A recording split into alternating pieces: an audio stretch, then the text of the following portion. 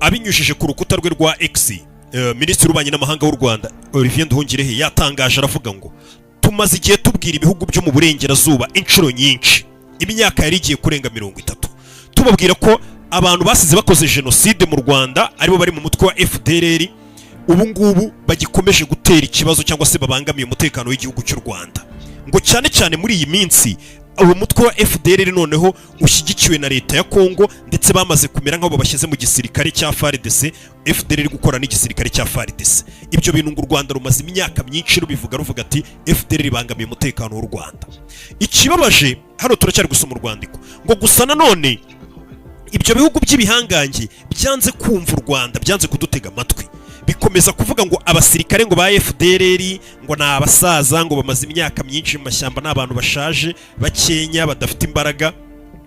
ngo ndetse ngo u Rwanda gukomeza ruvuga ngo FDLR ibangamiye umutekano warwo ngo namayeri cyangwa se n'ibintu u Rwanda ruhimba kugira ngo rukomeze kwataka Kongo ngo rubashe kwikurira y'amabuye, babeshya ngo FDLR ngo niko amahanga yasubizaga y'u Rwanda rwavugaga ngo FDLR iri muri Kongo iri gukora n'igisirikare cya Kongo kandi babangamiye umutekano w'u Rwanda, amahanga akabyima amatwi. Minisitiri w'Ububanyi n'Amahanga yakomeje hasi avuga ngo nubwo amahanga yabyimaga amatwi ariko ngo uwo mutwe wa FDLR ngo wakomeje kurokirita abasirikare cyangwa se abasore ubinjiza muri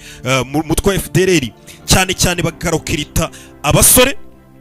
babashyiramo yangengabitekerezo yabo, yangengabitekerezo ya genocide n'ubundi basize bakoze na ryavangura. Ati kandi FDLR noneho yari inashyigikiwe na MONUSCO. Ati MONUSCO imaze imyaka igera kuri 26 iri muri misiyo ngo yo kurinda amahoro, ndetse ni nayo yagombaga guhagarika FDLR uko byari byemejwe nyine n'umuryango w'abibumbye n'akanama gashinzwe umutekano. MONUSCO bayohereje imaze imyaka igera kuri 26 muri Kongo, ngo bari yoherejwe n'umuryango w'abibumbye akanama kawo k'umutekano ngo MONUSCO igende ibashe guhagarika cyangwa se gukuraho FDLR, ariko ngahubwo MONUSCO yaragiye itangira gushyigikira FDLR. Hano ndi kugusomera ibyanditswe kugira ngo nze twinjire biri kubera ku mupaka muri kano kanya. None hano Minisitiri w'Ububanyi n'Amahanga yakomeje avuga ngo uyu munsi